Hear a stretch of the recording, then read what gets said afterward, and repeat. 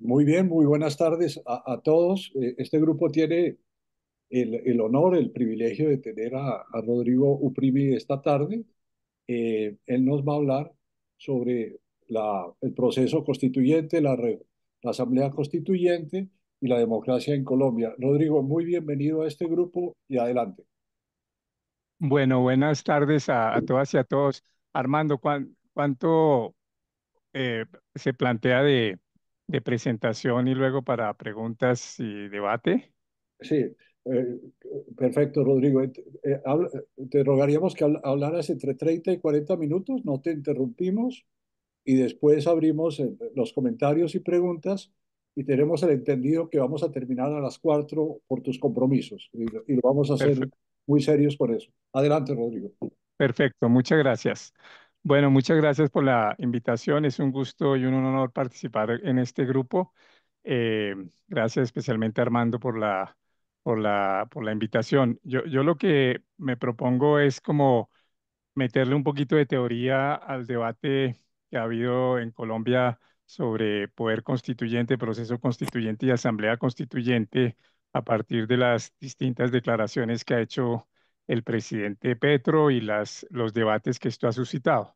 Pues yo lo que pienso es como dedicar una primera parte de unos 10 minutos aproximadamente, digamos, a el lugar del poder constituyente en la teoría política y en la teoría constitucional, para luego en una segunda parte situarla en el contexto colombiano, un poco qué podría estar diciendo Petro con sus invocaciones ambiguas, contradictorias, pero recurrentes a la noción de constituyente, y finalmente terminar con unas reflexiones, si se quiere, un poco más eh, de perspectivas políticas de la situación.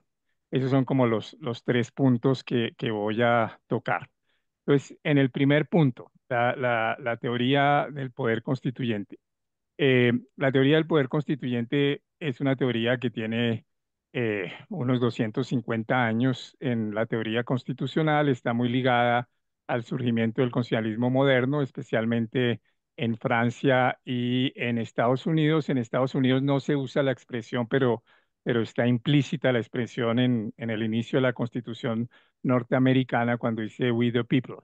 Eh, el creador de la noción es el abate Sieyès en la Revolución Francesa, con un texto que es un panfleto político, pero digamos maravilloso literariamente y que ha tenido mucha influencia en la teoría política, a pesar de que son unas paginitas, que es el panfleto de qué es el tercer estado y que fue el panfleto que alimentó la teorización de la primera fase de la Revolución Francesa, la fase que algunos llaman liberal de 1789 a 1792. Eh, ¿Qué es lo que esencialmente hace Sieyès y luego cómo evoluciona ese concepto en la teoría constitucional, que es un concepto controvertido, ¿no? No es pero donde hay unos puntos básicos en lo que uno llamaría la corriente dominante en la teoría constitucional? Lo primero que hace Sieyès es distinguir lo que él llama poder constituyente y poderes constituidos. Esa es la primera distinción fundamental. Lo que él en ese momento se planteaba la idea de se habían convocado los estados generales y si los estados generales que se convocaban tenían que respetar las leyes fundamentales del Reino de Francia o no. Y lo que dice Sieyès es que como en el tercer estado que representaba realmente la nación francesa, entonces Sieyès dice ese tercer estado es el estado que recuerdan ustedes los tres estados, la aristocracia, el clero y el resto, que ese tercer estado representaba el conjunto de la nación francesa y que como representaba el conjunto de la nación francesa, que representaba la nación, luego vamos a usar la categoría pueblo con algunas semejanzas y diferencias, que como representaba a la nación, encarnaba el poder constituyente. Y ahí entonces empieza a determinar las características dominantes en la teoría constitucional del poder constituyente. ¿Cuáles son esas características? La primera que dice Sieyès es que como el poder constituyente es el poder que otorga la Constitución, es un poder que no tiene restricciones normativas, es un poder, diría uno, soberano y en los términos de los latinos es esa idea de legibus solutus est, o sea que no está vinculado por la ley, porque es la fuente de la ley o la fuente de la Constitución, entonces no está vinculado por expresiones y restricciones jurídicas. Esa es la primera característica. La segunda característica que tiene ese poder constituyente en Sieyès es que ese poder es para otorgar la Constitución. Tiene esa característica de la temporalidad. Algunos dicen, la una es la de la especificidad, es para hacer la Constitución, y es la temporalidad, porque una vez hace la Constitución, el poder constituyente, Sieyès no lo desarrolla mucho, pero lo que desprendería de Sieyès es que ese poder constituyente o se duerme o entra en latencia o desaparece. Y la tercera característica que tendría ese poder constituyente es que ese poder constituyente en Sieyès, en otros autores no totalmente, pero en Sieyès tiende a estar en una asamblea representativa. Es una asamblea extraordinaria, pero es una asamblea representativa. Y entonces de ahí nace la idea de asamblea constituyente. En Estados Unidos no, ese es el poder constituyente y esas son sus características en la teoría clásica. Y al lado de eso están los poderes constituidos. Entonces, los poderes constituidos son los poderes establecidos por la Constitución. Entonces, como son los poderes establecidos por la Constitución, esos poderes tienen, digamos, características casi que opuestas a las del poder constituyente. Primero, son poderes restringidos y regulados jurídicamente. Es decir, no son poderes que se pueden mover por fuera de las restricciones jurídicas, sino son poderes que se mueven en el marco de la Constitución. Lo segundo es que por esa razón, una vez establecida la Constitución y la Constitución aspira a ser permanente, los poderes constituidos son instituciones permanentes. Entonces tiene esa característica de permanencia y la característica de tener restricciones jurídicas por oposición al poder constituyente que irrumpe en un momento excepcional, y al irrumpir en un momento excepcional se vuelve soberano y adopta la Constitución y desaparece y no tiene restricciones jurídicas. Esa es como la teoría inicial de Sieyès. Repito, en Sieyès son unas pequeñas páginas, eh, pero que sirvieron precisamente para justificar la creación de la Asamblea Nacional Constituyente en Francia en mayo del 89, que desencadenó la Revolución Francesa, o sea que es un concepto que tiene, digamos, esa capacidad movilizadora. En Estados Unidos no se usa la categoría poder constituyente, pero la teoría o ciertos sectores de la teoría han entendido que está en la noción de la Constitución de Estados Unidos, que empieza con We the People, y entonces con la cual empieza la Constitución, y que entonces ahí se pronunció el pueblo. Y una vez se pronunció el pueblo, los distintos pronunciamientos ulteriores no son del pueblo, sino de los representantes del pueblo organizados constitucionalmente por la Constitución de 1787. Eso explica una de las justificaciones, debatible, pero una de las justificaciones que daba Hamilton, uno de los constituyentes gringos, al control judicial de constitucionalidad, la posibilidad de que jueces no electos pudieran anular decisiones tomadas por representantes del pueblo electos popularmente, y cómo eso era compatible con la democracia. Y la justificación que daba Hamilton es discutible, pero sirve para aclarar los conceptos. La justificación que daba Hamilton era que la Constitución era obra del pueblo, mientras que la ley era obra de los representantes del pueblo. Entonces, cuando los jueces anulaban una ley por violar la Constitución, no es que los jueces fueran superiores a el legislador, sino que el pueblo era superior a sus representantes. Entonces, es un poco esa idea. Ese es el origen del concepto. Ese concepto ha evolucionado en la teoría constitucional. Hay grandes autores de teoría constitucional, no los voy a congestionar con eso, pero digamos, hay autores de teoría constitucional sobre el poder constituyente tanto en la derecha como en lo que uno diría como autores más progresistas y de centro izquierda.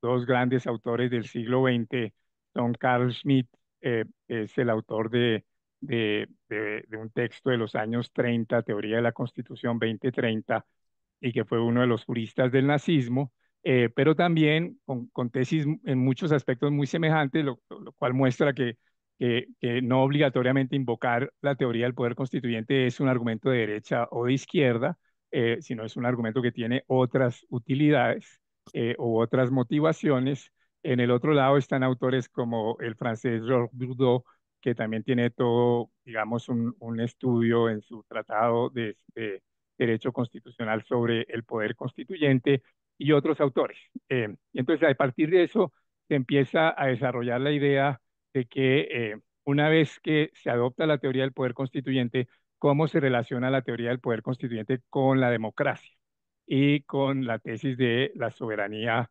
popular. Eso fue lo que yo traté de desarrollar un poco en un artículo que publiqué hace unas 3, 4 semanas en la revista Cambio, un artículo, no una columna corta, sino un artículo un poco más largo que se llama La democracia entre la soberanía popular y las instituciones constitucionales. Y es un poco el lugar complejo que ocupa una vez que uno defiende la democracia constitucional y uno defiende en la democracia constitucional, la constitución es norma suprema y a esa se someten las otras normas, el principio es supremacía constitucional. Entonces, ¿qué lugar ocupa el pueblo en una organización de ese tipo? Y ahí empieza a haber complejidades y paradojas. ¿Por qué empieza a haber complejidades y paradojas? Porque si uno defiende una teoría del poder constituyente democrático, eh, entonces uno diría el pueblo está por encima de la Constitución, porque la Constitución es obra del pueblo. Entonces el pueblo estaría por encima de la Constitución. Pero si uno se pregunta, bueno, ¿y cómo se expresa el pueblo? ¿Cuándo se sabe que esto es una expresión del pueblo, de la ciudadanía, o cuando eso es de un sector del pueblo, o simplemente no se sabe qué dijo? Entonces uno dice, no, el pueblo se tiene que expresar por los procedimientos constitucionalmente establecidos. Hay una elección, y entonces en esa elección surgen unos representantes del pueblo, estos hablan a nombre del pueblo, etcétera, etcétera, y entonces uno diría, no, en la democracia constitucional el pueblo está sometido a la Constitución. Entonces es como esa tensión entre el pueblo por encima de la Constitución y el pueblo dentro de la Constitución, que es una tensión compleja, o sea, que genera complejidades teóricas y que genera complejidades políticas. Si ustedes quieren ver eso, es solo leerse los artículos 3 y 4 de la Constitución y ven esa tensión. Entonces el artículo 3 dice eh, la soberanía reside esencial y exclusivamente en el pueblo, entonces uno diría el pueblo está por encima de la Constitución, pero luego dice que se expresa en las formas establecidas por esta Constitución, entonces el pueblo está sometido a la Constitución. Entonces es esa tensión entre el principio de supremacía constitucional y el principio de soberanía popular y la tensión que eso tiene en una democracia constitucional. Eso ha llevado entonces a toda una serie de debates complejos de cómo es la relación entre pueblo y constitución, y hay un concepto que ha tenido bastante éxito, es el concepto que también trato de desarrollar en ese artículo muy brevemente, los desarrollos teóricos de un constitucionalista gringo llamado Bruce Ackerman, eh, cuando habla de distintos momentos de la política democrática.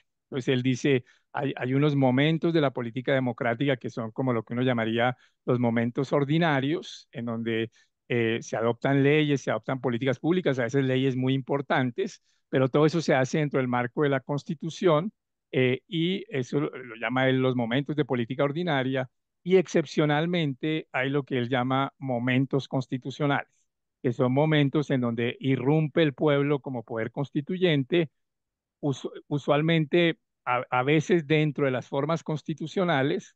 Él considera que en Estados Unidos con el New Deal de Roosevelt hubo un momento constituyente, a pesar de que no hubo grandes reformas constitucionales, pero hubo un momento constituyente porque la presión popular y las políticas de Roosevelt y los cambios de jurisprudencia de la Corte Suprema llevaron a una modificación profunda del entendimiento de la Constitución y del régimen político en Estados Unidos, de un Estado más liberal a un Estado más interventor en los años 30. Entonces hubo un momento constituyente sin reforma constitucional y él dice, y otro momento constituyente con, reforma, con adopción de constitución, obviamente la constitución de 1787 y el tercer, bueno, ahí sería el segundo históricamente, el segundo gran momento constituyente para Ackerman fue la guerra civil y las tres enmiendas que siguieron a la guerra civil, que ahí sí hubo reformas constitucionales profundas, se eliminó la esclavitud, estableció el principio de igualdad y la prohibición de discriminación por razón de raza, y eso modificó profundamente la Constitución. Pero los momentos constituyentes son esos momentos especiales de irrupción del poder constituyente que estaría un poco dormido en los momentos ordinarios y que irrumpe en esos momentos. Entonces a partir de eso uno podría decir que habría como tres grandes visiones sobre la relación entre pueblo, supremacía constitucional, pueblo, poder constituyente, pueblo y supremacía constitucional, eh, que podría uno muy esquemáticamente desarrollar así. Hay unas primeras que es un poquito lo que uno dice que es la teoría dominante en Alemania, que es que una vez se expresa el poder constituyente, se acabó. La idea de soberanía popular prácticamente como poder desprovisto, poder que se puede expresar por fuera de las formas jurídicas, desaparece porque el pueblo tiene que actuar dentro del marco de la Constitución y no más. Eso es lo que algunos llaman monismo constitucionalista. Luego están las teorías de Ackerman, que es lo que él llama dualismo, dualismo, es que hay momentos constituyentes y momentos de política ordinaria.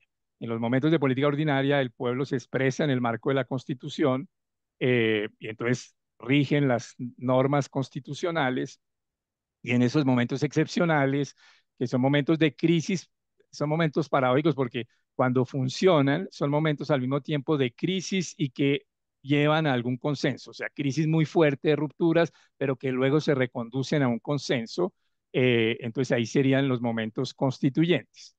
Y finalmente hay una teoría que, que que algunos a veces asocian a Francia antes de los años 70, en donde se fue consolidando control constitucional en Francia, pero que otros asocian, digamos, a un pensador que se supone que sería como el maestro de pensar en estos temas de Petro, que es Toni Negri, el teórico italiano de izquierda de los años 70 y 80, que tiene un libro que no tiene mucha influencia, digamos, en la teoría constitucional dominante, pero que tiene mucha recepción en ciertos sectores de izquierda y algunos dirían, parece ser el autor detrás de ciertas cosas de Petro.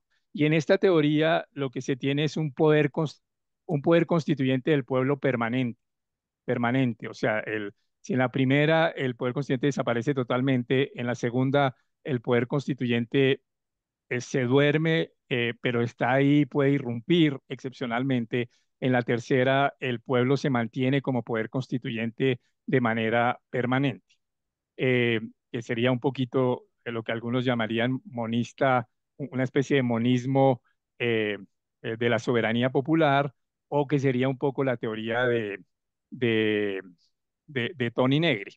Entonces es la idea de que el pueblo permanentemente está dinamizando y controlando las instituciones y está de manera permanente irrumpiendo, a veces con medios legales, a veces no claramente con medios legales. Eh, entonces, esa teoría, en lo que uno diría la teoría constitucional dominante de la democracia constitucional liberal o de la democracia constitucional, esa teoría de Negri prácticamente no se estudia, no se ve. Yo me lo he leído y tiene cosas interesantes, pero es una teoría totalmente marginal en el debate de teoría constitucional. ¿Y por qué es marginal? Porque se dice, esa teoría en el fondo confunde la idea de tener una democracia vibrante en donde haya movilizaciones ciudadanas, en donde haya dinamismo democrático con la teoría del poder constituyente. Si uno no liga la teoría del poder constituyente a la teoría de crear, modificar o suprimir una constitución, pues uno está hablando de un poder constituyente que no es constituyente. Pero aquí lo que se quiere es como un poder constituyente permanente con el cual no habría entonces supremacía constitucional. Ahí yo creo que acierta en un artículo que ha circulado en redes Álvaro Echeverry Uruburu cuando hace como una síntesis de lo de Negri y dice, esta teoría es muy problemática en términos de supremacía constitucional. Eh, entonces ese es como los términos generales del debate teórico. Tiene mucho más arandelas, pero son los términos generales del debate teórico. El último elemento del debate teórico es cuando y ahí empieza a haber unos enredos terminológicos y semánticos que pueden ser, que pueden tener consecuencias jurídicas y políticas no menores, es cuando se empieza dentro del poder constituyente a distinguir entre poder constituyente originario y poder constituyente derivado. Eh, entonces, el poder constituyente originario es lo que yo he llamado hasta ahorita en esta exposición poder constituyente, o sea, ese que irrumpe sin restricciones jurídicas y que tiene la capacidad o de modificar o de destruir o de adoptar plenamente una constitución. Y el poder constituyente derivado es lo que uno llamaría en otra terminología, a mí no me gusta esa distinción, pero se usa, eh, es lo que uno llamaría el poder de reforma de la Constitución. Es decir, entonces se dice que es poder constituyente porque tiene la capacidad de modificar la Constitución, entonces tiene ese elemento constituyente, pero que es derivado, entonces que es un poder instituido, jurídicamente regulado y que tiene que respetar los procedimientos constitucionales. Introduzco eso porque en Petro hay por todos lados, la expresión constituyente es extremadamente ambigua y a veces sin usar la expresión poder constituyente derivado estaría hablando de eso. Eh, yo creo que por simplificación semántica uno no debería usar esa categoría, sino hablar de poder constituyente y poder de reforma. El poder de reforma es un poder constituido que tiene la capacidad de reformar la Constitución, pero dentro de los procedimientos y marcos establecidos por la propia Constitución. Ese es como el debate general. Con eso entro como a un segundo punto, que es ese debate general en el caso colombiano y luego sobre todo en la coyuntura actual. En el caso colombiano, la noción de poder constituyente, incluso citando a Sieyès, el texto clásico de Sieyès, ha tenido importancia en los debates constitucionales colombianos en al menos de lo que yo recuerdo, eh, pero al menos en dos momentos fuertes que tienen que ver con pronunciamientos populares para enfrentar crisis. Entonces, el primer momento fuerte, en ese momento no se usó, pero el primer momento fuerte fue el plebiscito del año 57, el plebiscito que crea el Frente Nacional. En esa época, pues, se había salido de la dictadura de Rojas Pinilla, durante la dictadura de Rojas Pinilla y anteriormente, durante Laureano Gómez, más o menos la Constitución del 86 había quedado en suspenso. Eh, Laureano había convocado una asamblea constituyente corporativa y pues luego fue la dictadura militar, pues no había, la Constitución no estaba vigente. Y cuando se restablece la Constitución del 86, como dice el plebiscito del 57, con todas sus reformas, pues se introducen reformas nuevas. La paridad, la alternancia no estaba ahí, sino después en una reforma constitucional, pero la paridad esencialmente del reparto de cargos entre liberales y conservadores, la cooptación en la Corte Suprema, etcétera. Luego, por allá en los años 80 se demandó ante la ante la Corte Suprema de Justicia en ese entonces, se demandó el plebiscito porque se dijo, mire, en el plebiscito se reformó la Constitución por un procedimiento que no era establecido en la Constitución de ese entonces. Entonces eso es inconstitucional. Y ahí, en una sentencia que luego iba a ser usada en la transición a la Constitución del 91, y que el gobierno eh, en su momento, no sé si era el gobierno Barco, el gobierno Gaviria, ya no recuerdo exactamente quién lo usó, pero usó ese precedente para justificar el tránsito a la constituyente. La Corte Suprema dijo, mire, eso no lo estudiamos, ese tema no lo estudiamos, porque realmente lo que hubo en el año 57 fue una irrupción del poder constituyente. En el año 57, con el plebiscito, el pueblo se expresó como poder constituyente, entonces no podemos nosotros analizar si respetó o no formas jurídicas, porque una vez se expresó, es el poder constituyente y lo que hace es legítimo. Y entonces se inhibió de estudiar la reforma, la constitucionalidad de la reforma del plebiscito del 57. Ese fue el primer momento. El segundo gran momento tuvo que ver precisamente con el tránsito a la Constitución del 91. Entonces, si ustedes recuerdan el tránsito a la Constitución del 91, pues había una norma que regulaba los procedimientos de reforma, que era el famoso artículo 218, que decía cómo se reformaba la Constitución, que era solo por el Congreso. En el plebiscito del 57 además se decía que solo se podía reformar la Constitución por el Congreso, con lo cual se había establecido un candado a pronunciamientos populares.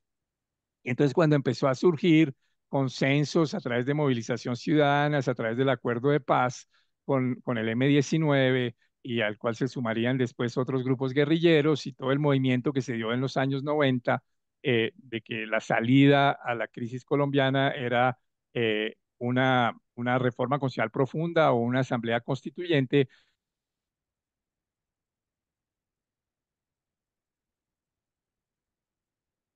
se empezó a plantear todo el debate. Primero era modificar el 218, permitir que hubiera asamblea constituyente. Me está diciendo que mi conexión es inestable, ¿me oyen bien? Se fue un segundo, pero ya volvió, Rodrigo. Ah, bueno. Entonces, se dijo que no se podía, porque había esa restricción jurídica.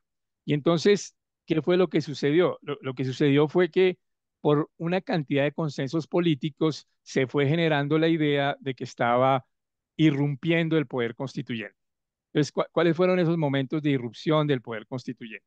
Entonces, el primero fue la séptima papeleta, en marzo del año 90, en donde además de las votaciones por los distintos candidatos, pues se introdujo informalmente, pero con amplia participación ciudadana, una séptima papeleta diciendo queremos una asamblea constituyente.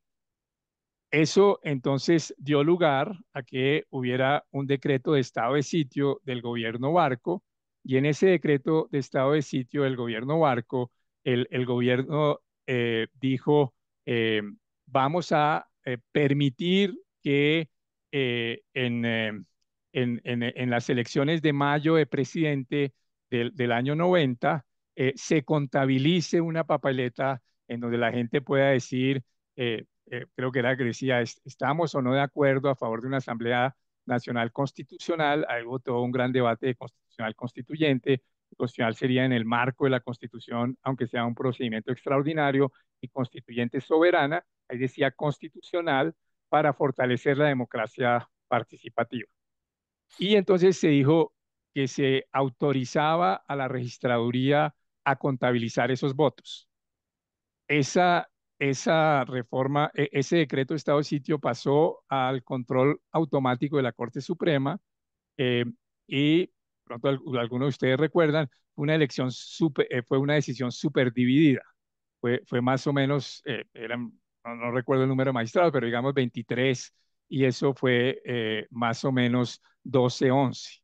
Eh, eh, ¿Por qué fue 12-11? Porque algunos decían, no, este es un decreto que se hace para reformar la Constitución por una vía no prevista en la Constitución. Así no se puede reformar la Constitución, o sea, principio de supremacía constitucional, por consiguiente eso es inconstitucional. Y otros decían, no, ahí lo que se está permitiendo es que el pueblo se exprese y eso no tiene efectos, decían unos, y otros decían, eso es permitir que de pronto irrumpa el poder constituyente en un momento de crisis y eso se debe permitir. Y esos ganaron, pero por un estrechísimo margen. Cuando ocurrió eso, entonces se sometió a votación en mayo del 90. La votación fue abrumadora a favor de la Asamblea Nacional, decía una Asamblea Nacional Constitucional, eh, más o menos 95% contra 5, con una participación relativamente amplia. Y con eso, ustedes recuerdan que el gobierno Gaviria hizo un acuerdo con los partidos políticos, incluyendo al M-19, para establecer un temario y convocar la Asamblea Nacional Constituyente, o constitucional la llamaban, que se elegiría en diciembre de ese año. Pero era una asamblea con un temario, y que luego se decía, al final de eso, la Corte Suprema verificará si lo que adoptó esa asamblea se ajustaba o no al temario. O sea que era una asamblea constitucional limitada. Y eso pasó también a control de la Corte Suprema de Justicia, y la Corte Suprema de Justicia en una sentencia de unas implicaciones, tal vez de las mayores implicaciones en la historia de Colombia. La Corte Suprema no solo declaró constitucional la convocatoria de la Asamblea Constituyente, constitucional todavía seguía diciendo, sino que dijo que esa asamblea, como se hacía por fuera de las vías establecidas en la Constitución, era una asamblea constituyente como expresión del poder constituyente. Y si era expresión del poder constituyente, se retomó toda la teoría de Sieyès, Schmitt, Bourdieu, y otros, y se dijo, el poder constituyente no tiene límites, y como el poder constituyente no tiene límites, se declara constitucional la convocatoria de la Asamblea, pero se declara inconstitucional el temario. Ahí fue cuando se pasó de una Asamblea Constitucional limitada a una Asamblea Constituyente con la posibilidad de establecer una nueva constitución. Y ahí vino la Constitución del 91. Luego, una vez se había adoptado la Constitución del 91, ante la Corte Constitucional se demandó la la, la promulgación de la Constitución del 91 con una gente que dijo, no, pero eso se hizo por fuera de las formas previstas en la Constitución del 86. Y la Corte Constitucional, en una de sus primeras sentencias, dijo, no, es que la Constitución del 91 es expresión del poder constituyente, es soberano, que se expresa sin ataduras jurídicas por las formas que él mismo escoja, y por consiguiente yo no me puedo pronunciar sobre esa constitución. Se debe entender que esa constitución, por la fuerza de las cosas, es legítima y eficaz. Entonces, esa es como la historia del poder constituyente. Luego, esa historia colombiana ha tenido implicaciones en América Latina. Eso a veces no se tiene totalmente en la cabeza, pero la manera como surgen las constituciones de Venezuela, de Ecuador y de Bolivia tuvieron fuerte influencia de esa idea de permitir un pronunciamiento popular para poner en cuestión la constitución anterior, y puesta en cuestión la constitución anterior, decir que hay un momento constituyente y en ese momento constituyente convocar una asamblea constituyente para una nueva constitución. Entonces ahí está como esa teoría de la irrupción del poder constituyente y la teoría del momento constituyente. Un último momento de esa historia es el caso chileno. En el caso chileno hay algo semejante, pero con una historia más enrevesada, porque no termina en una nueva constitución, sino en el mantenimiento de la vieja constitución. Pero en el caso chileno hay un poco la misma idea de que el estallido social chileno fue una irrupción del poder constituyente, y que en esa irrupción del poder constituyente se necesitaba era una nueva constitución para digamos, dejar sin efecto la Constitución del 80, que se entendía como pinochetista y neoliberal, y que se adoptaría una nueva Constitución. Esa fue la idea, pero como ustedes saben, finalmente la Constitución no fue ratificada por el plebiscito que llaman allá de salida, y luego terminó, se hizo otro ensayo con una Constitución más de derecha y tampoco, y quedó Chile con la Constitución del 80. Entonces esa es como la dinámica. Con eso termino como el segundo punto y puedo entrar a Petro concretamente y a las perspectivas para abrir la conversación. En Petro, ¿qué es lo que uno ve? Y cuál ha sido la crítica que muchos de nosotros hemos hecho al manejo de la idea de poder constituyente? Yo creo que una teoría monista absolutista como la que defienden los alemanes, a mí me parece problemática. Yo admito que puede haber momentos de crisis en que irrumpa algo parecido al poder constituyente y que se logren consensos, y que esos consensos a veces se hagan por vías jurídicas heterodoxas, con el fin de salir de una gran crisis. Eso puede suceder. Pero eso uno en una teoría constitucional democrática lo debe reservar a momentos absolutamente excepcionales, momentos constituyentes absolutamente excepcionales, que yo no creo que ni se den hoy en Colombia, ni creo que sean deseables en Colombia. ¿Cuáles son esas características? Y uno vería las de Chile. Que eso haya salido mal para los chilenos es otra historia, pero a mí me parece que la de Chile era algo parecido a la de Colombia en el 90, eh, eh, con diferencias, que es dos momentos en donde hay dos países que se sienten muy incómodos con su traje constitucional. Dicen, esta constitución, muchos sectores dicen no me gusta, como se decía en el 90 en Colombia con la del 86, que se genera una movilización y un consenso por una nueva constitución, y entonces se abre una vía extraordinaria para la adopción de esa constitución a partir de consensos fuertes.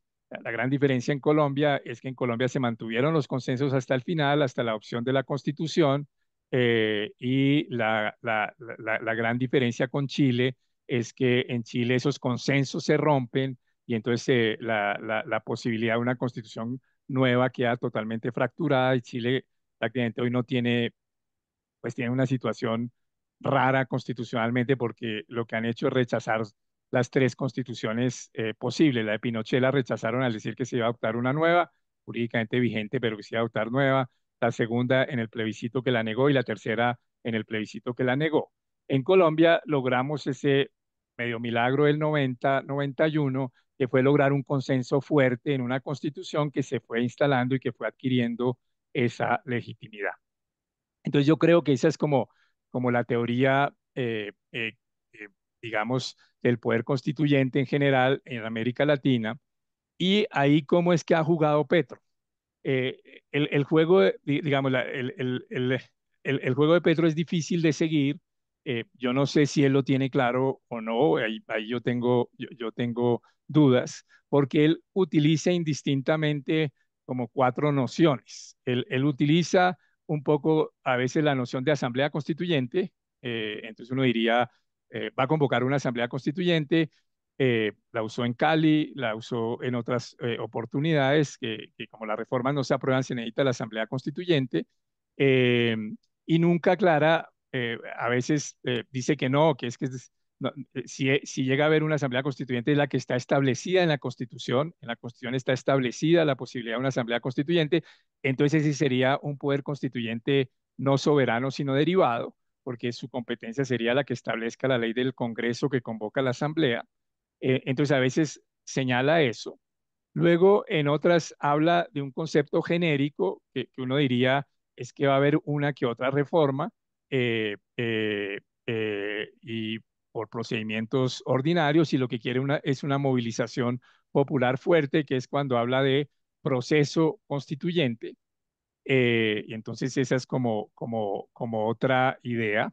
Entonces de ahí dice, no, yo no voy a convocar una asamblea constituyente.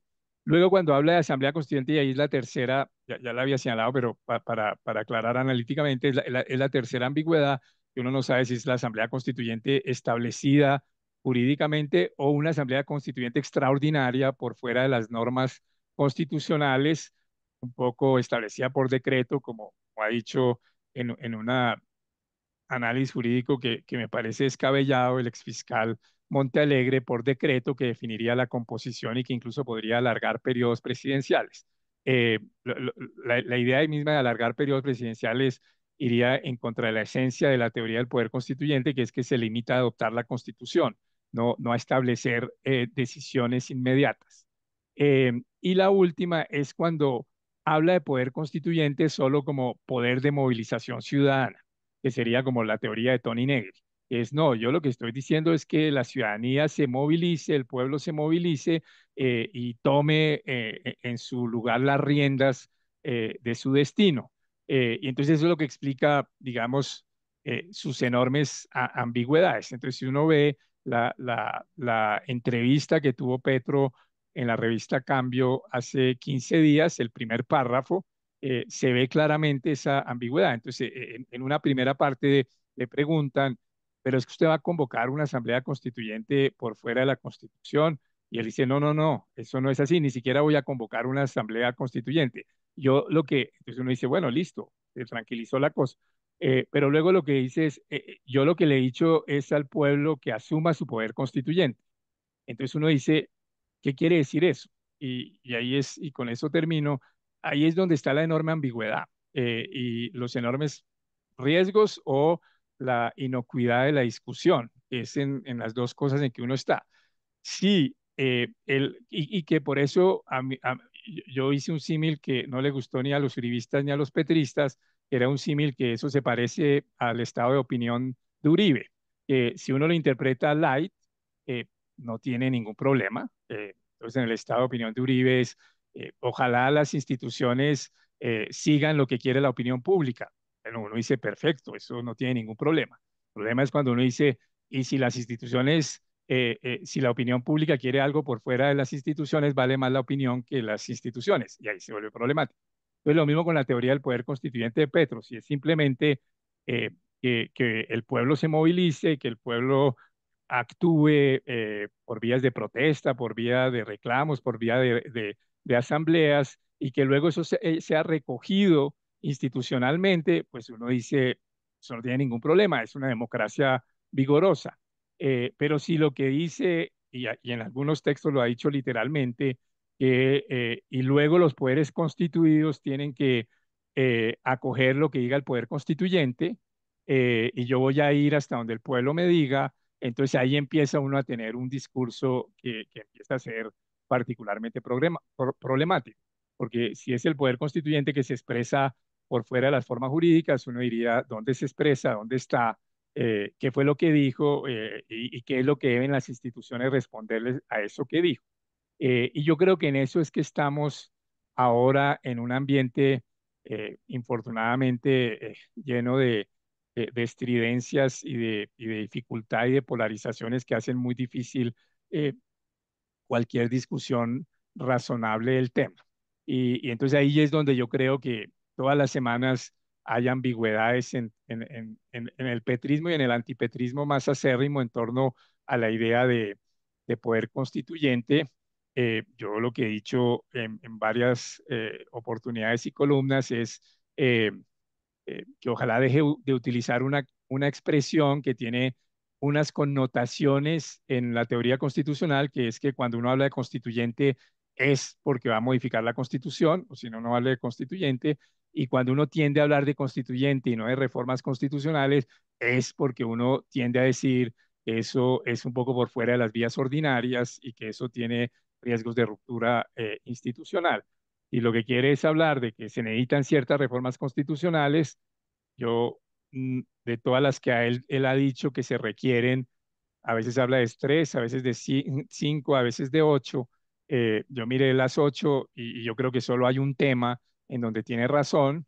Es un tema que incluso podría requerir, ese sí, una asamblea constituyente en un futuro, de una manera más pacífica, que es el tema de ordenamiento territorial. Ahí hay un lío que el Congreso no ha podido resolver y que es gravísimo.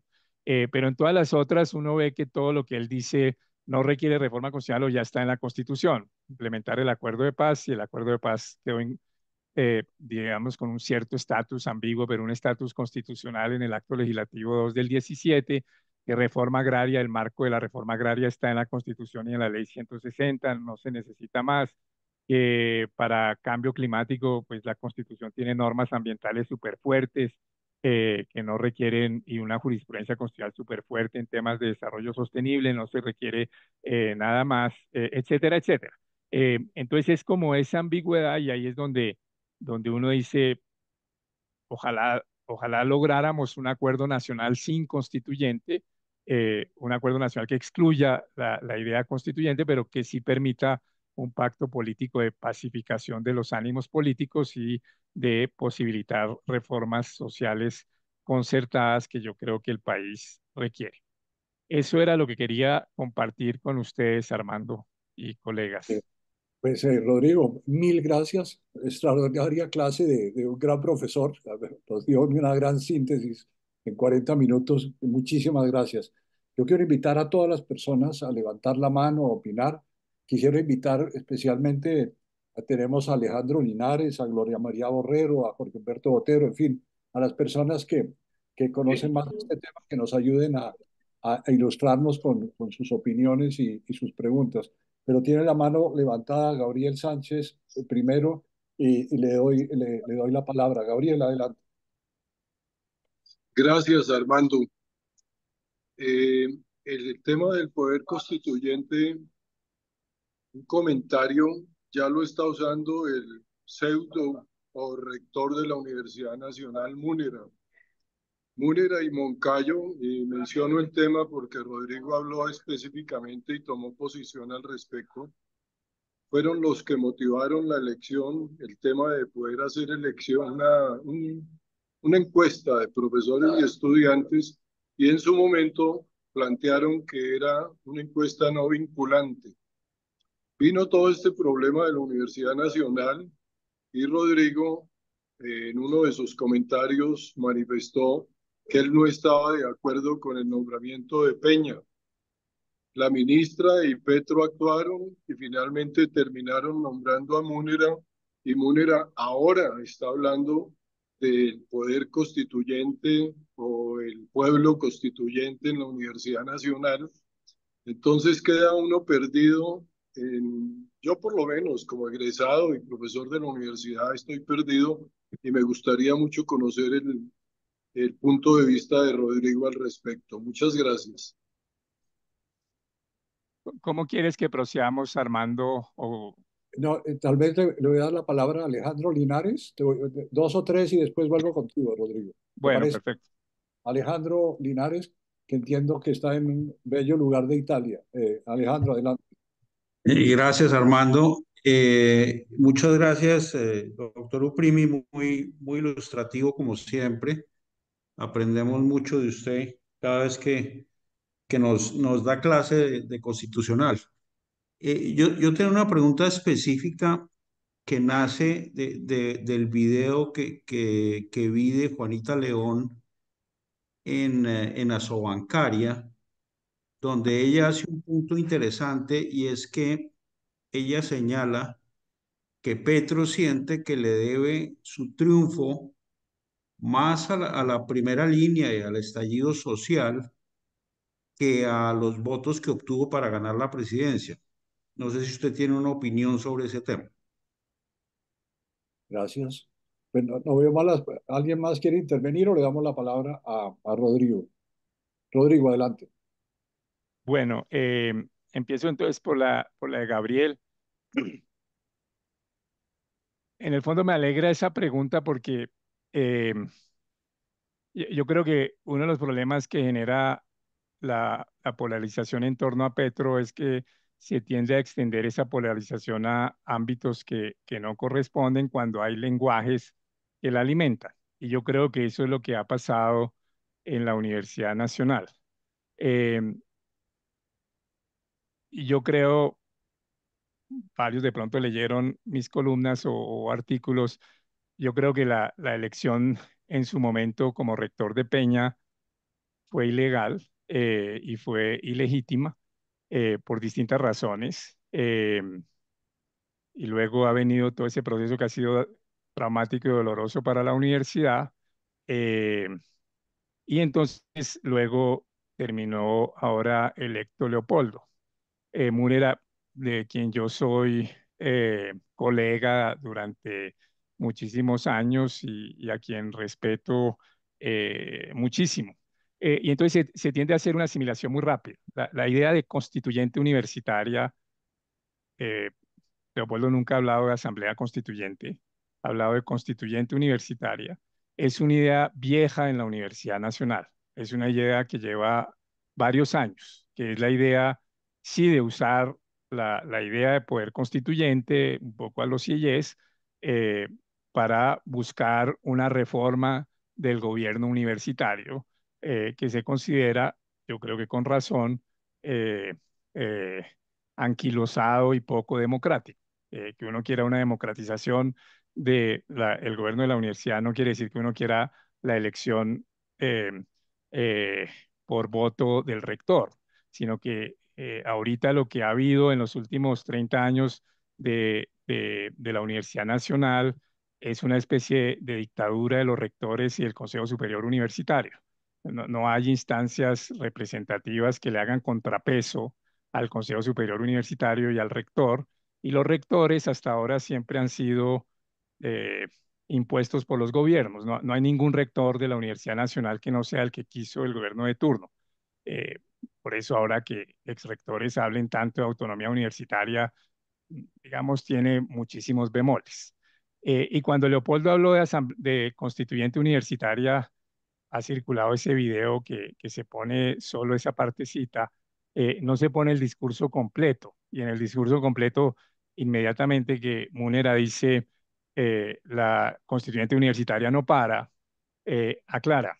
Y este es un proceso que no tiene nada que ver con ningún gobierno.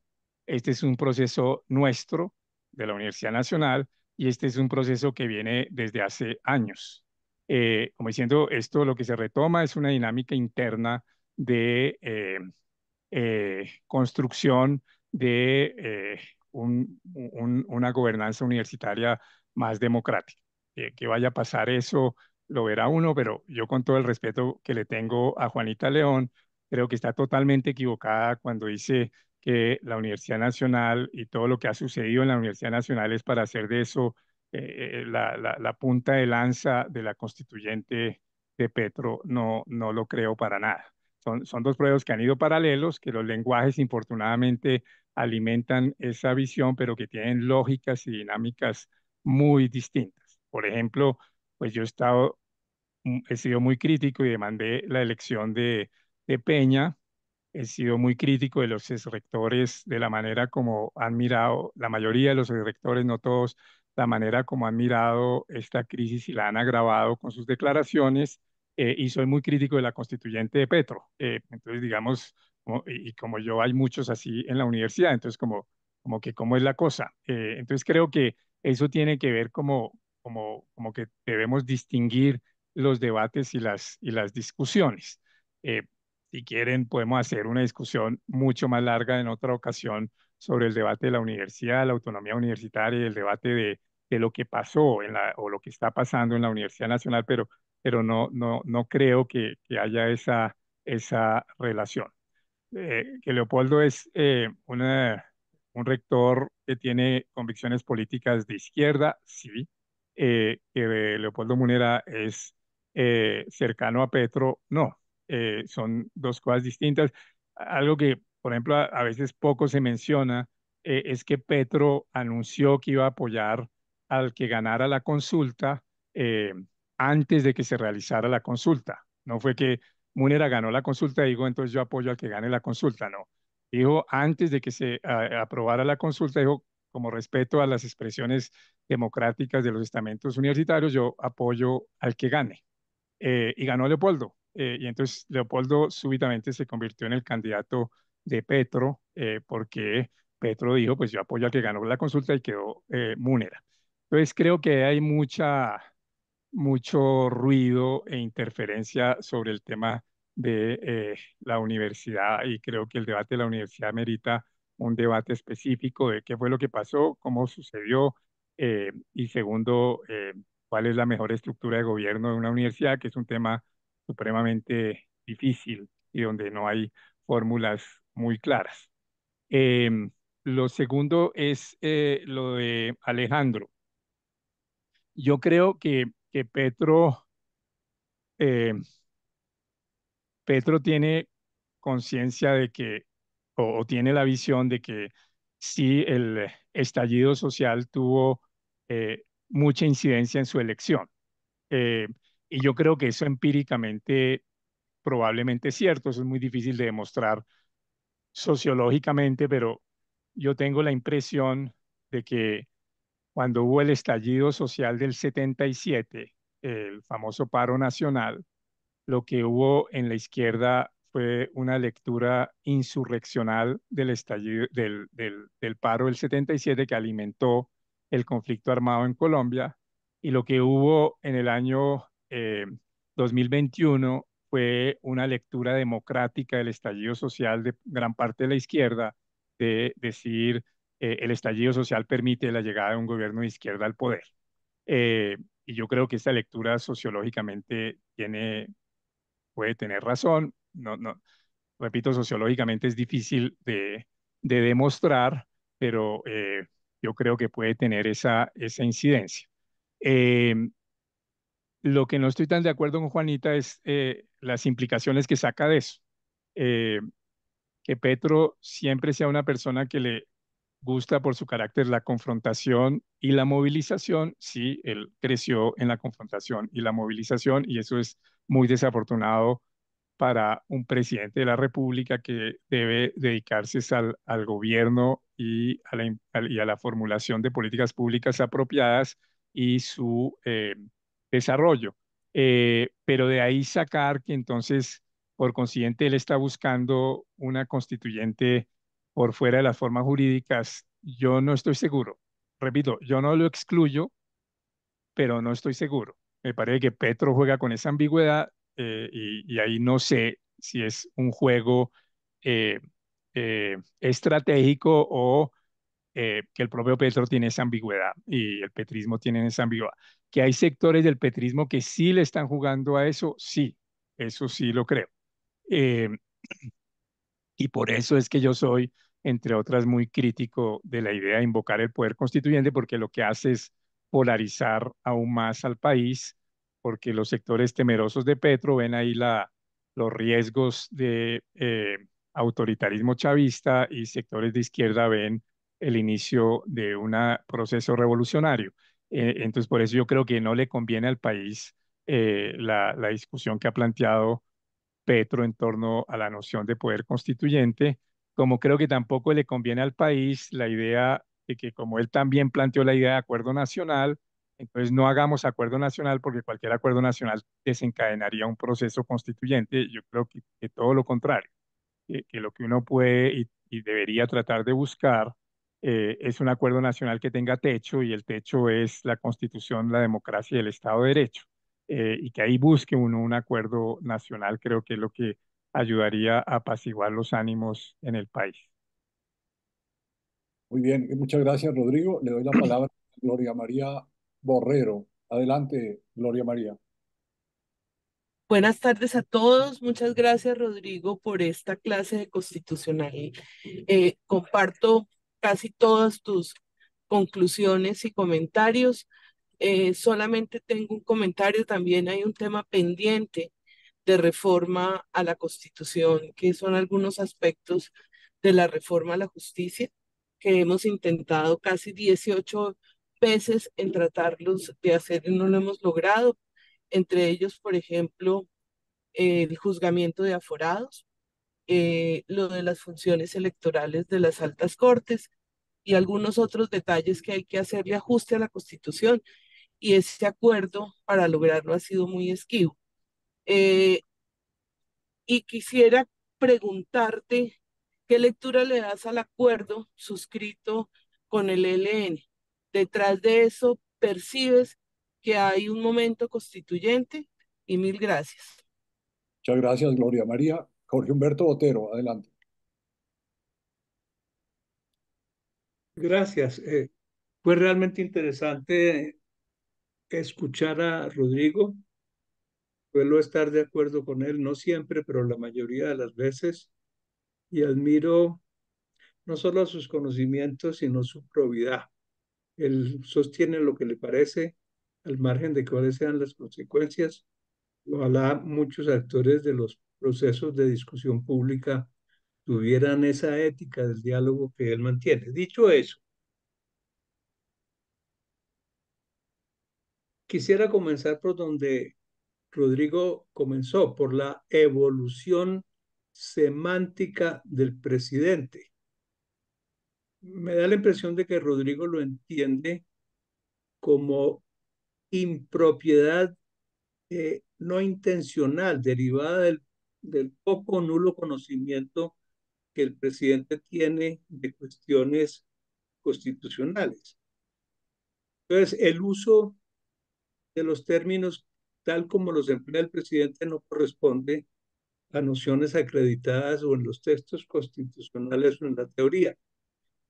Pero puede haber una lectura diferente y no sé si antagónica o complementaria de la que ha expuesto Rodrigo, sino que es una estrategia comunicacional de ensayo y error.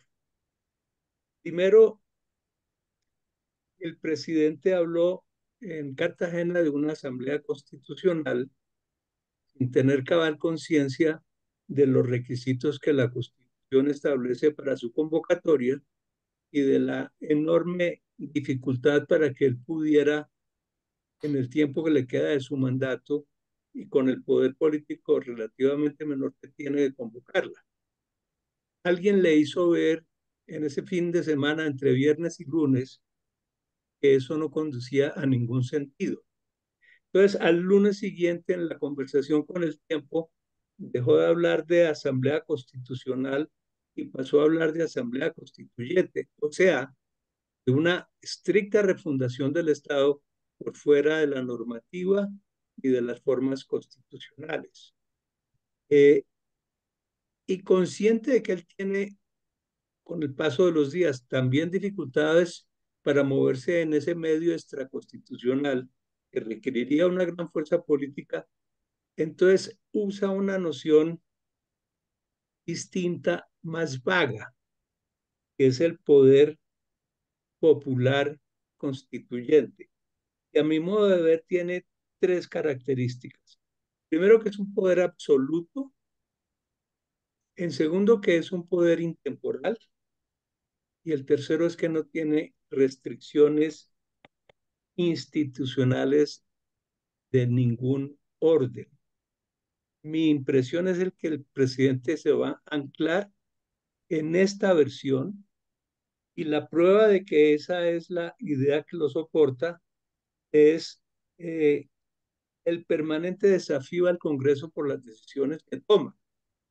Si la agenda legislativa le fracasa, no sabemos qué va a pasar entre ahora y el 15, pues tendrá un argumento magnífico para insistir en la teoría de que es un gobernante que interpreta cabalmente las necesidades y sentires del país, por lo menos de la gran mayoría, pero que hay unas élites políticas que no lo dejan gobernar.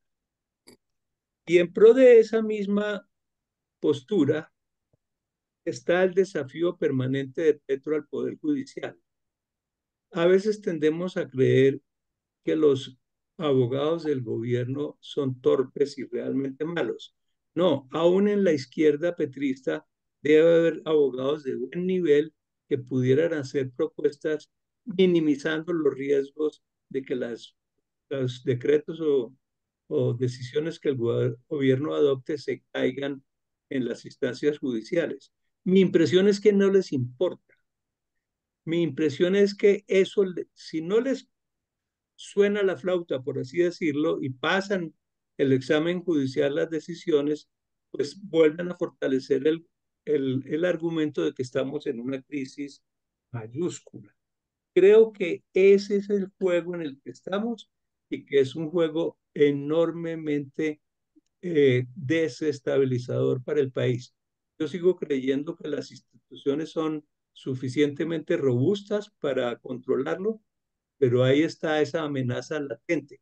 En este contexto, y con esto termino, es que me preocupa el caso de la Universidad Nacional, no la discusión, digamos, jurídica de si el rector debe ser uno u otro, sino la toma de la universidad por las huestes petristas, por la primera línea petrista. Es una especie de ensayo general hacia un nuevo estallido social. Eso es lo que quería decir. Gracias. Gracias, Jorge Humberto. Rodrigo, adelante.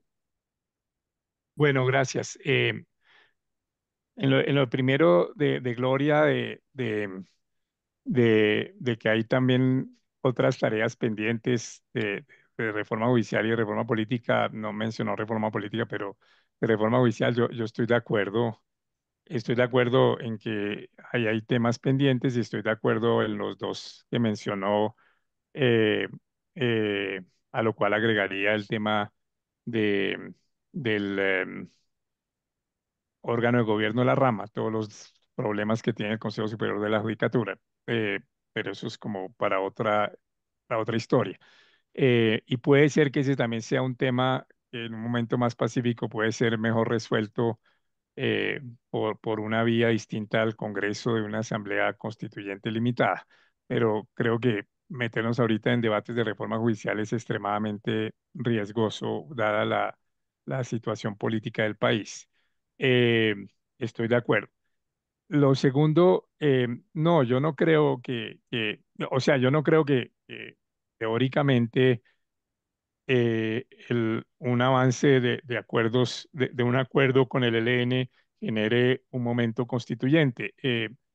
Yo creo que el debate que se dio con las FARC, que era una negociación mucho más grande y profunda, fue un buen debate cuando se dijo cómo se relaciona la negociación con las FARC, con la Constitución, y se estableció fue un mecanismo extraordinario para aprobación de las reformas, el famoso Fast Track, eh, pero se insistió en que un acuerdo de paz no requería reforma constituyente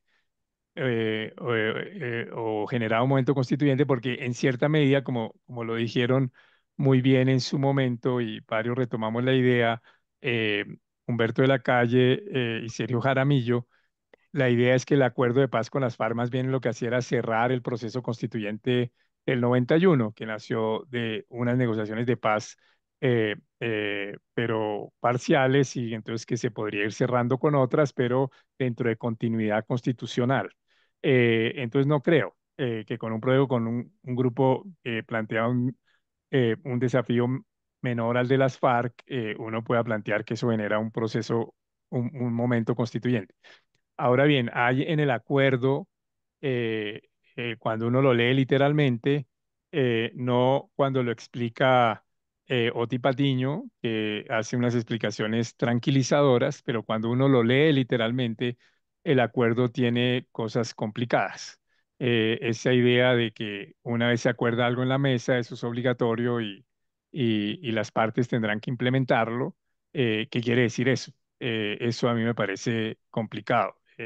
Oti Patiño ha aclarado que el compromiso es que se implementa dentro de las formas jurídicas del Estado constitucional colombiano y ahí, digamos, uno no tendría problema. Pero si es que lo que surge de ese acuerdo es automáticamente vinculante y vincula a las autoridades, pues sí sería darle a esa mesa funciones constituyentes muy problemáticas. Entonces, ahí está nuevamente esa ambigüedad que señala Jorge Humberto. Frente al comentario de Jorge Humberto, yo creo que la lectura que hace Jorge Humberto es una lectura totalmente válida. Es decir, es una posibilidad y es una posibilidad que de ser cierta es muy preocupante. Y yo creo que sí puede haber ese, digamos, votar ideas y conceptos para ver qué reacciones y qué dinámicas genera y luego irlo ajustándose y quedarse con esa idea de poder popular constituyente, que es la que más corresponde a eso que yo les decía, que era la teoría del poder constituyente de Tony Negri. Entonces sí tiene ese riesgo y por eso yo creo que, que, que, que, que el- que la mejor forma de enfrentar también ese riesgo es precisamente posibilitar acuerdos nacionales por fuera de esa dinámica de constituyente. Es decir, que no se trata de que como Petro quiere un acuerdo nacional como es que él ha dicho, un acuerdo nacional con letras constituyentes, uno decir, no, un acuerdo nacional dentro del marco de la Constitución y del Estado de Derecho. Yo creo que eso es lo que ayuda a distensionar y salir de la crisis sin poner en riesgo el Estado de Derecho y la Constitución. Lo de la Universidad Nacional, ese riesgo puede existir, eso estoy de acuerdo y yo creo que puede haber actores que quieren vehicularlo. Yo lo que creo es que el- el- la, la- la interpretación o narrativa con la que yo no estoy de acuerdo es que todo el debate de la elección del rector Peña versus el rector Munera era para posibilitar que eso ocurriera. Eso es lo que no estoy de acuerdo. Que ya con las dinámicas que hay en la nacional, algunos pretendan aprovechar oportunistamente eso, eso sí puede ocurrir. Y ahí yo creo que el rector Múnera tiene que mostrar su independencia y su capacidad de defender la autonomía de la universidad frente a esos procesos, y yo creo que lo va a hacer. Eh, pero sí, yo creo que hay algunos actores que están interesados en una dinámica como la que escribió eh, Jorge Humberto. Gracias, muchas gracias, Rodrigo. David Forero, adelante.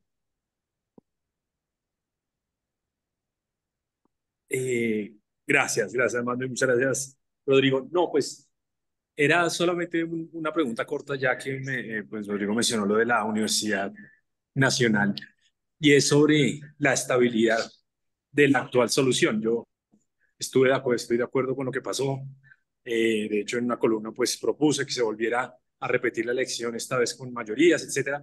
Pero sí he estado leyendo en la comunidad de la Nacional, la comunidad universitaria, que pues hay cierto temor de que realmente no sea válido el hecho de no reconocer el anterior Consejo Superior Universitario porque no se firmó el acta y por lo tanto era un consejo incompleto, inconcluso, y por lo tanto es válido repetir.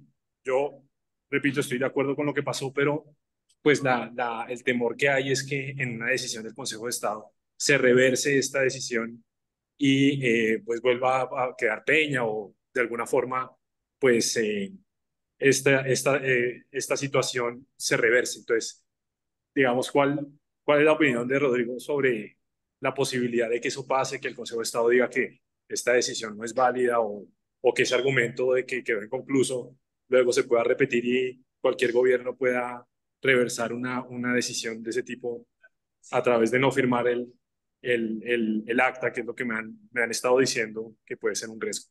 Gracias. David. Marta Lasprilla, adelante. Rodrigo, em, para los no constitucionalistas no es tan fácil seguirlo, pero yo, a ver, para los no constitucionalistas hay una pregunta y es saber si lo que dice Leiva y Montealegre va a tener algún sustento, o sea, si, si se puede cambiar, por ejemplo, el presidente, si Petro puede continuar como presidente, si se van, bueno, si vamos a tener a Petro él mismo, más sería como la pregunta. Gracias, Marta. Rodrigo, adelante.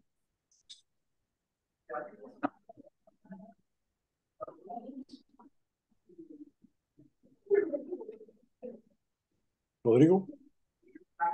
No, es que estaba Santiago, no, Bueno, vamos a Santiago, entonces. Santiago, adelante. Santiago Montenegro. Sí, señor. sí. Bueno, muchas gracias, Rodrigo, y es una excelente presentación. Yo tengo primero un pequeñísimo comentario, digamos, sobre lo de Chile. Digamos, sí, puede argumentarse que el levantamiento de octubre del 19, digamos, tuvo esas características que tú planteabas, pero también es cierto que la Constitución de Chile, la de Pinochet, la del 80, ya había sufrido una cantidad de cambios, pero muchísimos, al punto de que en 2005, Ricardo Lagos, cuando era presidente de Chile, convocó a un gran acto en el Palacio de la Moneda, y proclamó, y toda la dirigencia chilena básicamente aceptó que la constitución de Pinochet estaba muerta y que por fin Chile tenía una democracia, ¿no? Que pasó fue que después del levantamiento del 2019, el mismo Ricardo Lagos se echó para atrás y dijo que hay que derogar pues la constitución de Pinochet. Bueno, y la pregunta que tengo es, digamos, sobre una discusión que creo que es importante darla, y es sobre el concepto de pueblo, porque un poco estamos hablando por poder constituyente del pueblo, reforma constitucional del pueblo, ¿no? Entonces, ¿qué es el pueblo? ¿No? ¿Qué es el pueblo? Y ese es un tema muy complicado. El pueblo para unos puede ser la primera línea o mis militantes, mi partido, los que salen a las calles y llenan las plazas, ¿no? Pero son conceptos pues muy limitados de pueblo, ¿no? Yo, desde el punto de vista jurídico, digamos, no conozco esta discusión, pero algo sí he leído sobre, desde el punto de vista de la ciencia política, ¿no? Y en particular, digamos, dentro de la discusión entre democracia directa y democracia representativa liberal, ¿no? Y uno de los grandes exponentes de este tema es precisamente Joseph Schumpeter en su libro Capitalismo, Socialismo y Democracia, en la cual hace una crítica demoledora al concepto de democracia directa en las sociedades modernas, en las sociedades con poblaciones muy grandes, ¿no? Em, y un poco lo que él dice es que em, ese concepto de democracia directa en las sociedades modernas se centra en un supuesto de que el pueblo tiene una opinión definida y racional sobre todas las cuestiones concretas de la sociedad y que esta concepción de la democracia la lleva a la práctica a través de los representantes que elige, pero que esos representantes juegan un papel pasivo, ¿no? Porque es el pueblo el que realmente es el soberano que gobierna y toma las decisiones. Y luego Schumpeter pues demuele esta concepción, ¿no? Eh, porque argumenta que es un concepto pues ideal o idealista, utópico de soberanía popular, en que el rey soberano ha sido reemplazado por el pueblo soberano, ¿no? Y que se basa en una serie de supuestos que después los demuele, ¿no? Primero que existe el bien común, un solo bien común, ¿no? Hay distintas opiniones sobre lo que es el bien común. Segundo, que existe la voluntad común del pueblo, es decir, que existe una acción responsable y consciente de su finalidad. Tercero, que la sociedad está formada por individuos libres y racionales que de alguna forma son capaces de llegar a acuerdos sobre ese bien común o interés general.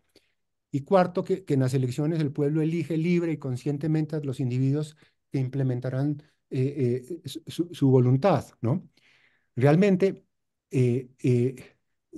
esa concepción idealista de pueblo, esa ultrarracionalidad del pueblo, ¿no? No existe y por eso la democracia directa no se puede dar. Entonces, la democracia representativa, el pueblo sí elige, el pueblo no decide, pero elige a quien decide. Y por eso el poder es liberal, o sea, limitado en el tiempo y en el espacio, con contrapoderes, ¿no?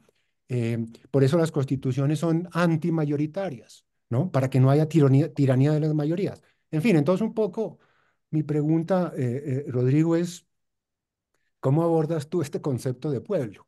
¿No? Que si no lo abordamos, pues tampoco entendemos qué es eso del poder constituyente, ni esas otras cosas. Gracias. Ahora sí, Rodrigo. Bueno, empiezo con la de Santiago, con eso respondo la segunda y termino con la de la Universidad Nacional. Perdón que Eh, tenía apagada la cámara, no sé por qué, no. Era el pueblo oculto. Eh, entonces, la de Santiago, precisamente, yo estoy en gran parte de acuerdo con lo que dice Santiago y por eso en la teoría constitucional se dice la expresión del poder constituyente es extraordinaria en momentos extraordinarios y una vez adoptada la Constitución, el pueblo se expresa a través de los mecanismos constitucionales. Y en la normalidad lo que hay es mecanismos constitucionales en funcionamiento. No hay un pueblo soberano, sino mecanismos constitucionales en funcionamiento. Algunos autores llevan eso al extremo y dicen en un Estado constitucional, la noción de pueblo soberano es una dinamita al Estado de Derecho, porque habría una instancia que sería ilimitada y entonces eso rompería los contrapesos y los equilibrios. Entonces, digamos, lo que uno diría a la pregunta ¿qué es el pueblo en una democracia constitucional? Uno diría en periodos de normalidad es el que se expresa a través de las instituciones constitucionales establecidas. Eh, y por eso yo creo que en periodos de normalidad uno debe defender esas tesis.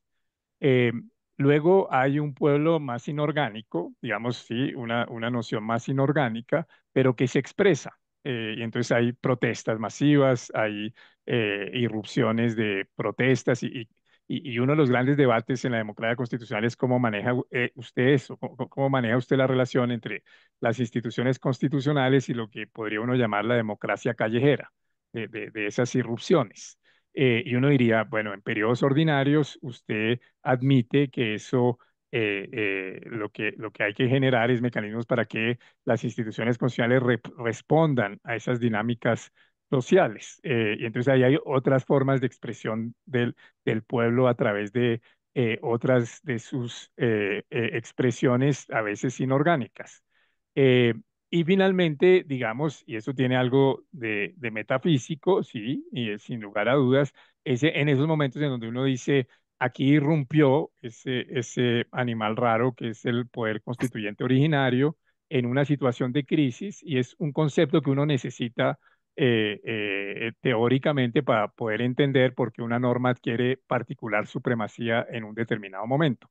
Y es decir, porque es que esta norma es expresión de algo superior que es el poder constituyente. Por eso es un concepto que es un concepto que está en los confines entre la filosofía y la teoría jurídica.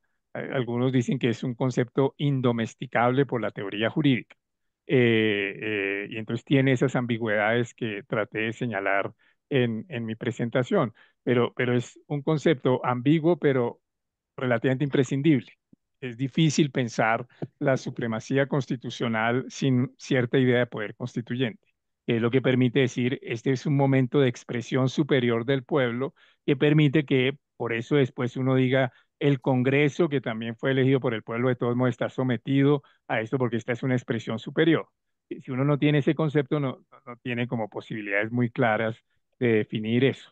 Entonces, para mí, la definición fuerte es cuando se está en un momento constituyente que justifica darle ese poder superior, y eso es lo que traté de desarrollar.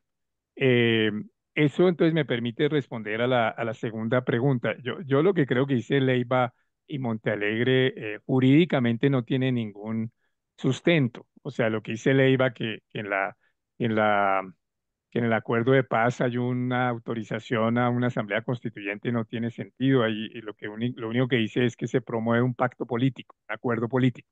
Y eso es creer que todo acuerdo político es acuerdo político constituyente. Y eso es un error. Y lo segundo que dice Montealegre es argumentar no solo el acuerdo, sino que se está en una dinámica constituyente semejante a la del año 90 en Colombia, y tampoco lo creo. Entonces yo creo que en este momento sería impensable que la Corte Constitucional avalara o el Consejo de Estado avalaran un decreto convocando una asamblea constituyente por fuera de las formas constitucionales de la Constitución, porque a eso se agrega que uno podía razonablemente argumentar en el año 89-90, como la Constitución no autoriza una asamblea constituyente, si la queremos, solo puede haber una extraordinaria. Pero eso no es la realidad hoy, porque la Constitución autoriza una asamblea constituyente, pero con unos procedimientos y mecanismos especiales. Entonces, como que la carga de la argumentación la tendría el que dijera, no, es que no se pueden hacer las reformas por esa vía constituyente ordinaria y se necesita el poder constituyente por extrajurídico.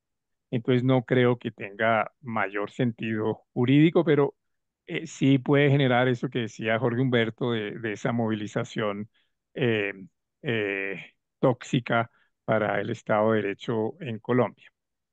Finalmente, la pregunta de David sobre la universidad. eh, yo tengo o sea, yo creo que lo que se hizo la semana pasada eh, tiene sustento jurídico, pero a mí no me gustó. Más o menos eso fue lo que dije. O sea, si uno fue crítico de la manera como cinco del Consejo Superior quisieron avasallar a los otros tres, ahora que otros cinco avasallen a los tres que quedan, por más de que uno diga lo hacen con el fin de corregir una ilegalidad que se hizo antes, pues no, no me parece la mejor forma. Que eso el Consejo de Estado lo vaya a tumbar, no estoy seguro, pero sí existe ese riesgo. y por eso yo fui más favorable a una fórmula más consensual, o sea, que se llamara un acuerdo para un rector temporal mientras se decidían las demandas contra Peña y que ese fuera como la transición pacificadora. Pero eso no fue posible en parte por los tres del Consejo Superior, el representante profesoral, el de los rectores y la representante de los decanos, eh, que se negaron acérrimamente a cualquier fórmula de ese tipo con argumentos jurídicos que no tenían sentido. Entonces eso hizo que los otros usaran esa fórmula que tiene sus problemas, infortunadamente. No, no creo que sea, como lo dije en ese artículo largo en La Silla Vacía, creo que tiene sustento jurídico. No estoy de acuerdo que eso fue una violación de la autonomía universitaria. Ahí creo que los exrectores están totalmente equivocados, eh, pero tuvo formas procedimentales problemáticas y los procedimientos en una democracia, en un Estado de Derecho, son muy importantes. Gracias, Rodrigo. Tú nos habías dicho que tenías tiempo hasta hacia las 4. Tenemos unas manos levantadas. Si no tienes, si no tienes más minutos, pues lo entenderíamos. Te preguntaría si tienes un rato para escuchar rápidamente tres preguntas o definitivamente tienes que irte a tu otro compromiso. Si son rápidas, podría quedarme unos 5 o 7 minutos, porque es aquí abajo, aquí mismo en De Justicia. Por eso es que estoy haciendo desde ese computador que no es el mío, pero sí a las 4:05, 4:08 tengo que estar bajando. Muy bien, yo te agradezco muchísimo, Rodrigo, de verdad. Entonces le voy a pedir a Jorge Humberto, a Arturo Sarabia y a Rudy Holmes que se expresen muy sucintamente. Jorge Humberto. Y pidiendo excusas porque los desvío del tema. Al comienzo de la reunión, yo señalé la importancia de un pronunciamiento de este grupo sobre el proyecto estatutario de la educación. Entonces, aprovechando, Armando, con pena con Rodrigo, que hay un buen número de miembros del grupo, pues avisarles que entre esta noche y mañana, a primera hora, pondré en circulación un proyecto de comunicado que, si tiene acogida, pues tendría que ser difundido el lunes antes de que se tomen las decisiones. Eso Gracias, era Jorge todo. Humberto. Gracias. Gracias. Arturo, por favor, adelante. Sí, Rodrigo, muy interesante la charla, la conferencia. Yo quiero preguntarte un poco sobre lo que percibo como como un cierto optimismo sobre la viabilidad, ya no tanto del acuerdo constituyente, sino del acuerdo nacional, porque lo que hemos visto es eh, muy poca disposición del gobierno a encontrar ese tipo de acuerdos. En dos ocasiones que se han logrado acuerdos para sacar adelante reformas, la reforma a la salud y ahora la reforma estatutaria de educación, cualquier ánimo de concordia o de pacto en el Congreso de los Ministros ha sido reversado en Palacio, digamos, se llegaron a acuerdos sobre la reforma laboral, perdón, la reforma a la salud y después se reversaron y ahora el acuerdo que hubo en la Comisión Primera del Senado, ya vimos que desde Palacio dieron la orden de echar atrás lo que se había pactado. Entonces, como en la política las circunstancias son las que cuentan, lo que hoy estamos viendo es un ambiente muy poco propicio por la excesiva pugnacidad del presidente para lograr un acuerdo nacional en su versión de un acuerdo político que permita sacar adelante una agenda. ¿Por qué estás tan o pareces estar tan optimista sobre esa posibilidad? Gracias, Arturo. Rudy, adelante. No tienes voz, Rudy. Ponle el micrófono.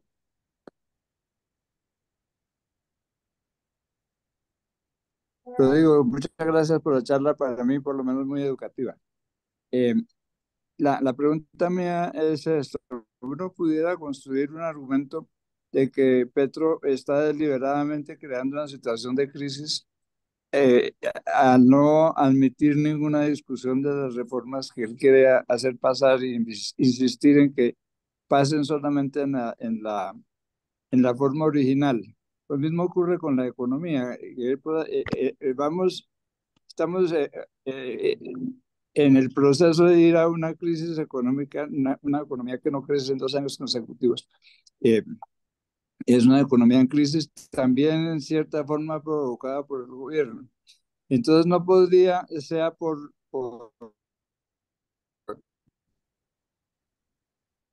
error, por ingenuidad o por amenaza de que en cualquier momento nos pueda salir con el decreto convocando a una asamblea constituyente o a una, por razones que él mismo ha creado.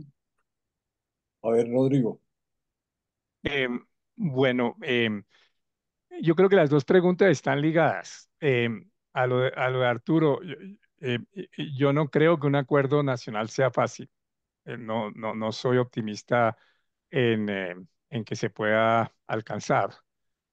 Lo que creo es que los sectores de centro, los sectores incluso de oposición o que apoyan cosas del gobierno, pero no están de acuerdo con sus posiciones radicales, eh, deben jugarle a buscar ese acuerdo. Es decir, que esa salida tiene sentido. Que sea fácil, no lo creo que sea fácil.